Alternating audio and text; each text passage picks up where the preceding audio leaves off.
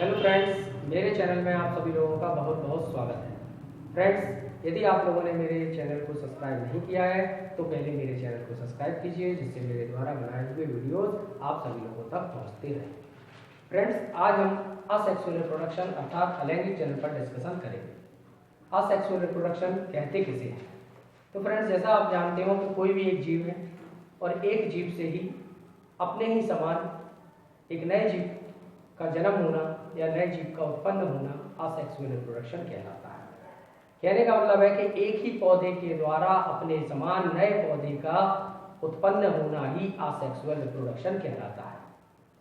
Asexual reproduction में जो जनक होता है और संतान होती है, इन दोनों के जेनेटिक मटेरियल एक समान होते हैं।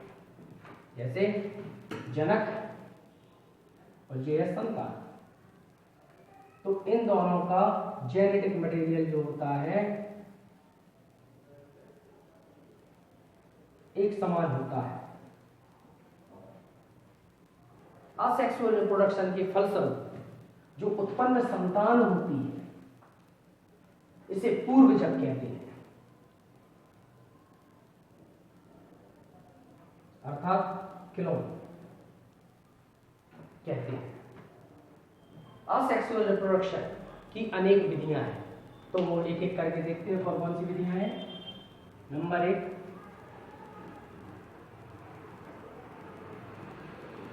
द्विविभाजन।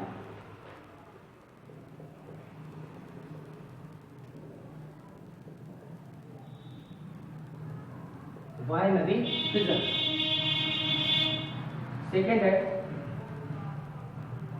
बहुविखंडन।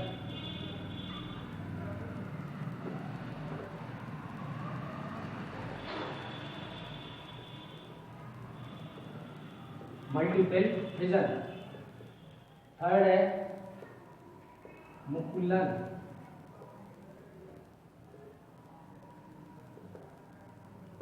बडिंग।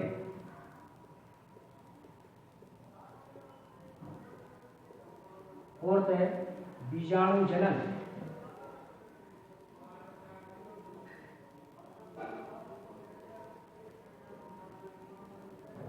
स्पोरुलेशन।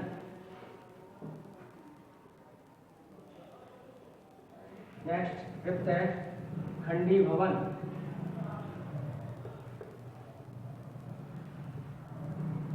फ्रेगमेंटेशन।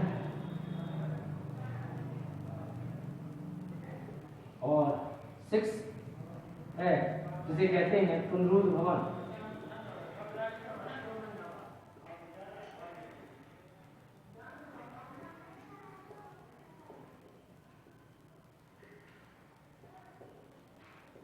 ठीक है फ्रेंड्स, तो बीजाणु जनन की अनेक विधियां हैं। ये 6 विधियां हम देख रहे हैं: द्विविभाजन, बहुविखंडन, मुकुलन, बीजाणु जनन, खंडीभवन, पुनरुद्भवन। तो अब हम इन सब पर एक एक करके डिस्कशन करते हैं।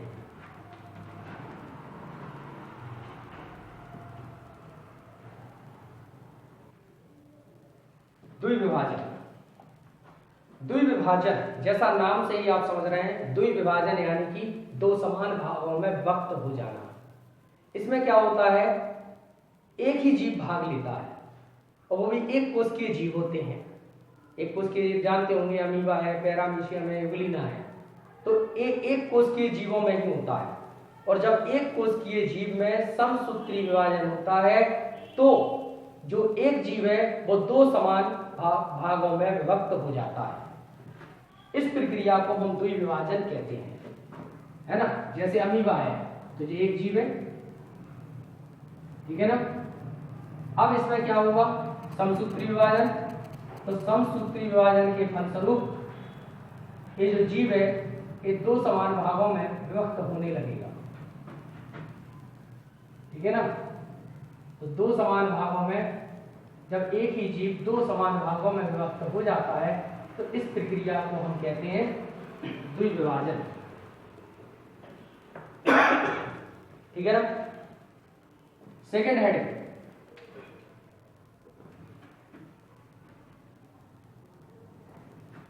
बहुविखंडन। तो बहुविखंडन देखते हैं। बहुविखंडन जनन में फ्रेंड्स ध्यान देना है कि इसमें जो जीव होता है यानी जो जनक होता है और जनक में जो केंद्रक होता है, तो जीव का जो जनक या जीव या जो जनक है उसका जो केंद्रक है ये बार बार क्या करता है, विभाजन करता है और बार बार विभाजन करके अनेक पुत्री कोशिकाओं का निर्माण करता है। तो अनेक पुत्री कोशिकाओं का निर्माण करता है, ठीक है ना। तो विभाजन के फलस्वरूप लगभग इसमें 1000 पुत्री कोशिकाओं का निर्माण होता है और इनमें विभाजन की क्षमता होती है। अनुकूल परिस्थिति आने पर ये पुत्री कोशिकाएं स्वतंत्र हो जाती हैं और प्रत्येक पुत्री कोशिका से एक नया जीव बन जाता है, ठीक है ना। इस प्रकार का जनन हमें मोस्टली प्लाज्मोडियम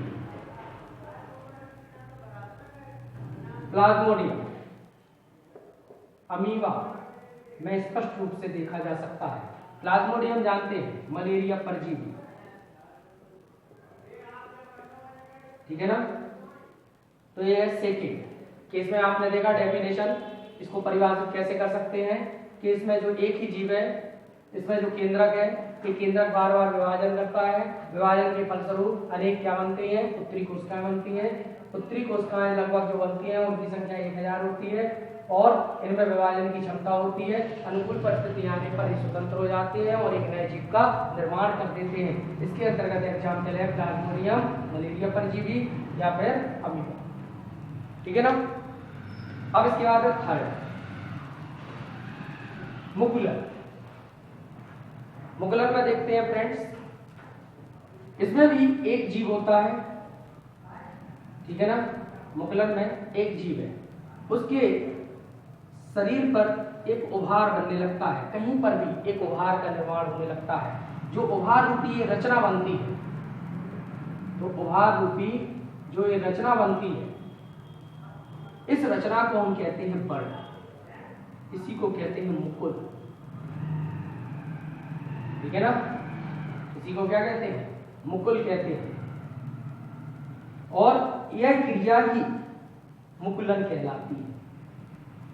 अनुकूल परिस्थिति आने पर जो ये जीव है, तो इस जीव से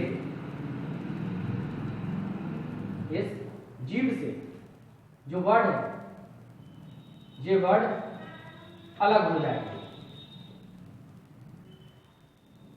जाती है और स्वतंत्र जीवन व्यतीत करने लगती है।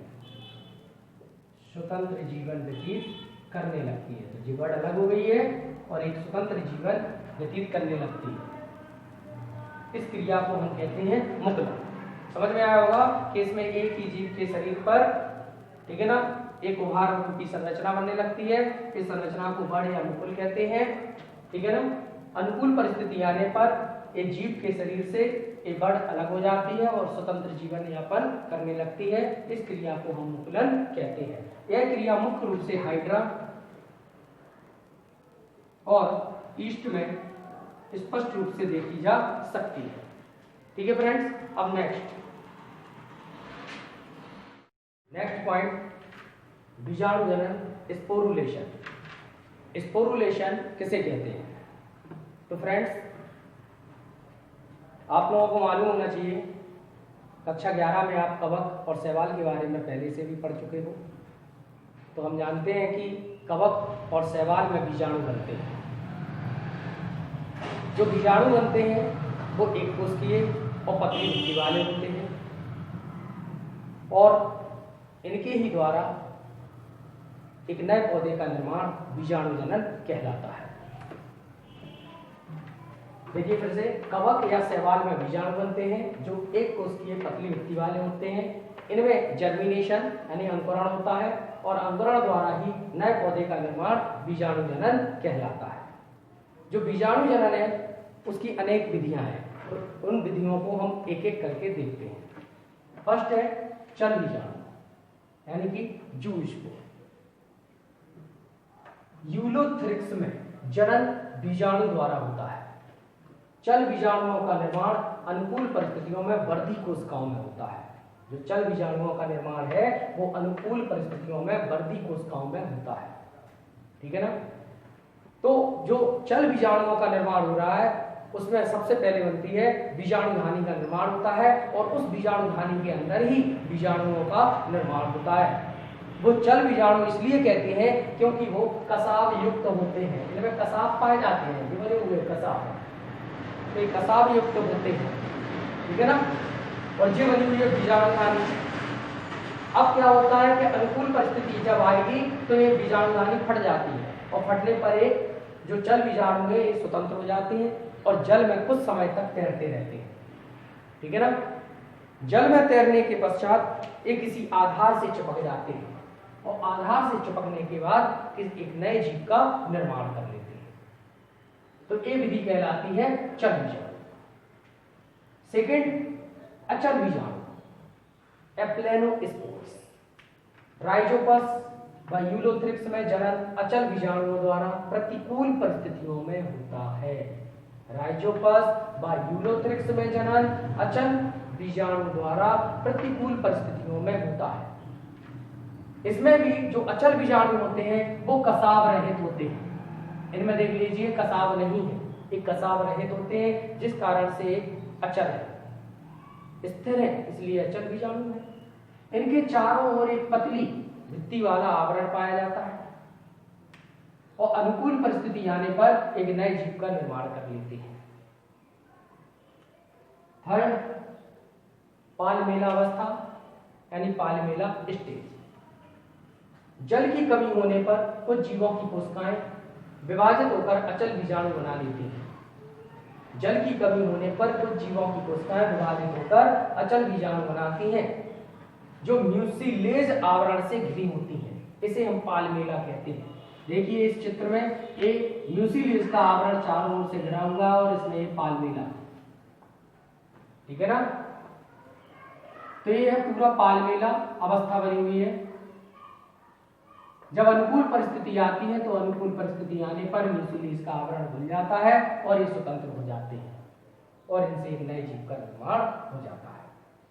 नेक्स्ट, अंतःबीजाणु एंडोस्पोर। बैक्टीरिया व ब्लू ग्रीन एल्गी प्रतिकूल परिस्थितियों में अनेक अंतःबीजाणुओं का निर्माण करते हैं। बैक्टीरिया जानते ही हैं, जीवाणु, ब्लू ग्रीन एल्गी नीले हरे शैवाल, ये प्रतिकूल परिस्थितियों में अनेक अंतःबीजाणुओं का निर्माण करते हैं और जैसे ही अनुकूल परिस्थिति आती है तो अनुकूल परिस्थितियों में एक नए जीव का या नए पौधे का ये निर्माण कर लेते हैं, तो इसे हम कहते हैं अंतःबीजाणु। नेक्स्ट है ओइडिया।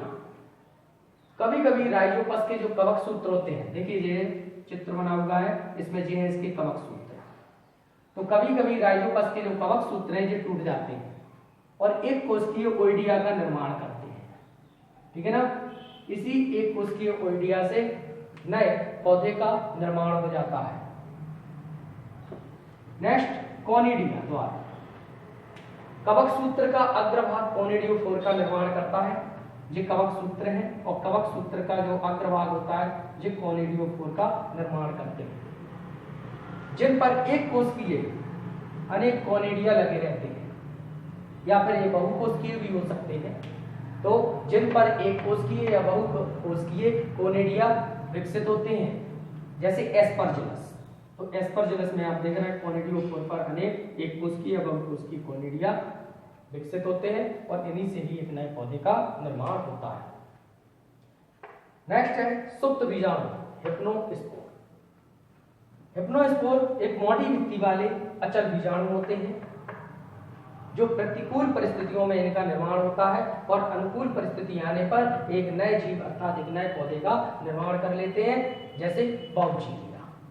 तो ये सारे आपके बीजाणु जनन की अनेक विधियां हैं। इसके बाद नेक्स्ट पॉइंट फ्रेंड्स, खंडीभवन, फ्रेगमेंटेशन। ये भी एक अलैंगिक जनन की विधि है। इसमें कुछ तंतुमय शैवाल और तंतुमय शैवाल होते हैं, जैसे यूलोथ्रिक्स है, यूलोथ्रिक्स या फिर स्पाइरोगाइडा, ठीक है फ्रेंड। कुछ तंतुमय शैवाल जैसे यूलोथ्रिक्स या स्पाइरोगाइडा एवं ब्रायोफाइट्स। ब्रायोफाइट्स के आपने देखा है फ्यूनेरिया। तो ब्रायोफाइट्स में जो प्लांट बॉडी होती है वो दो या दो से अधिक भागों में टूट जाने पर प्रत्येक भाग से एक नए थैलस का निर्माण होता है। इस विधि को हम कहते हैं खंडी भवन। समझ में आई बात? ये कुछ तंतुमय शैवाल हैं, जैसे यूलोथ्रेक्स या स्पायरो गायरा है एवं ब्रायोफाइट्स हैं। तो इनकी जो प्लांट बॉडी होती है वो 2 या 2 से अधिक भागों में टूट जाने पर प्रत्येक भाग से एक नए थैलस का निर्माण हो जाता है। इस विधि को हम कहते हैं खंडी भवन। और अंतिम जो विधि है अलैंगिक जन्म की, वो है पुनरुद्ध भवन, रीजेनरेशन। इस विधि को स्पष्ट रूप से प्लेनेरिया और हाइड्रा में देखा जा सकता है।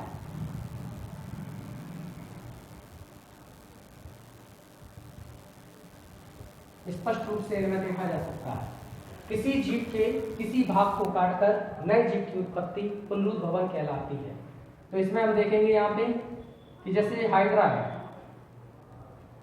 है ना, तो जो ये हाइड्रा आप देख रहे हैं यहाँ पे, अगर इस हाइड्रा को हम कहीं से भी काट दें, हमने यहाँ से कट कर दिया, यहाँ से कट कर दिया, यहाँ से कट कर दिया, ये काट दिया, ठीक है ना, इसके टुकड़े कर दिए, तो इसका प्रत्येक जो टुकड़ा है वो विभाजित होकर एक पूर्ण जीव का निर्माण कर लेता है। इस विधि को हम कहते हैं पुनरुद्ध भवन। ठीक है ना। तो फ्रेंड्स, ये सारी आपकी अलैंगिक जनन की विधियां थी। उम्मीद करता हूं कि आप लोग इन्हें अच्छी तरह से पढ़ेंगे और समझेंगे। नेक्स्ट वीडियो में हम लैंगिक जनन पढ़ाएंगे। Okay, thank you very much.